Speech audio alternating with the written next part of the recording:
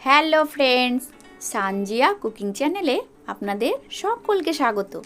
আজকে আমি আপনাদের সঙ্গে শেয়ার করব একেবারে নরম তুলতুলে কাঁচা আমের রসগোল্লা। তো দেরি না করে আজকের রেসিপিটা শুরু করা যাক। প্রথমে আমি 250 গ্রাম ছানা নিয়ে নিয়েছি। ছানাটা আমার বাড়িতে তৈরি করা। ছানা থেকে ভালোভাবে জল বের করে নিতে হবে যেন কোনো জল না থাকে। এবার এর মধ্যে আমি গুঁড়ো দুধ দিয়ে দেব আর 1 চামচ মতো ময়দা দিয়ে দেব। এবার এটাকে ভালোভাবে মিশিয়ে নিতে হবে।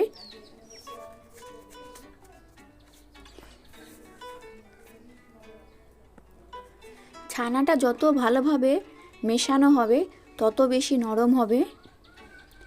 এবার হাতের তালু দিয়ে ভালোভাবে এটাকে মাখতে হবে।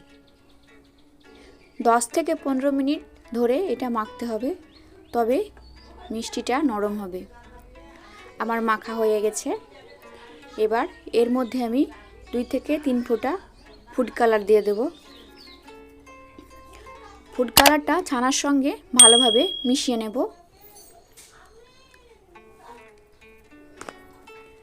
ভালোভাবে মেশানো হয়ে গেছে। এবার আমি ছোট ছোট লেচি কেটে নেব।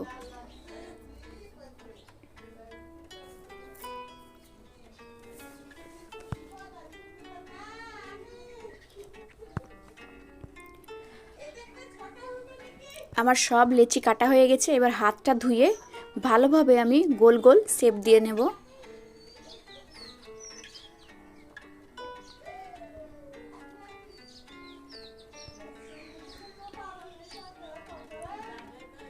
এই রকম হবে।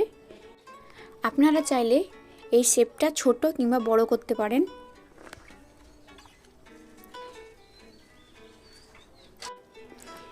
একই প্রসেসে আমি সবগুলো করে নেব।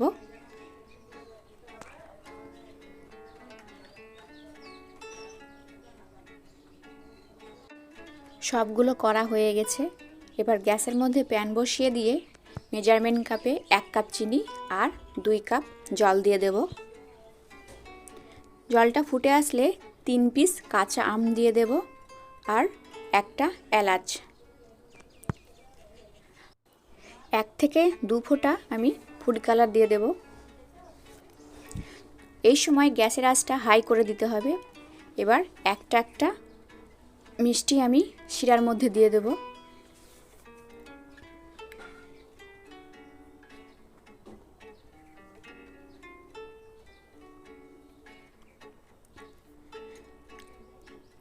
সব মিষ্টিগুলো দেওয়া হয়ে গেলে আমি ঢাকনাটা লাগিয়ে দেব। 5 মিনিটের মতো অল্প হিটে রেখে দেব। 5 মিনিট পর ঢাকনাটা তুলে আপনাদের দেখাচ্ছি। দেখুন কত ফুলে গেছে। বাড়িতে ছানা থাকলে ঝটপট কাঁচা আমের রসগোল্লা আপনারা বাড়িতেই তৈরি করে নিতে পারেন। আমার এই ভিডিওটা ভালো লাগলে অবশ্যই বাড়িতে ট্রাই করবেন এবং কেমন হলো আমাকে কমেন্টে জানাবেন। যদি আপনারা এই ভিডিওটা ইউটিউব থেকে দেখে থাকেন তো আমার চ্যানেলটিকে লাইক এবং সাবস্ক্রাইব করে দেবেন, আর ফেসবুক থেকে দেখে থাকলে আমার পেজটাকে ফলো করে দেবেন। দেখা হচ্ছে নতুন কোনো রেসিপি নিয়ে। এতক্ষণ ভিডিওটা দেখার জন্য আপনাদের অনেক অনেক ধন্যবাদ।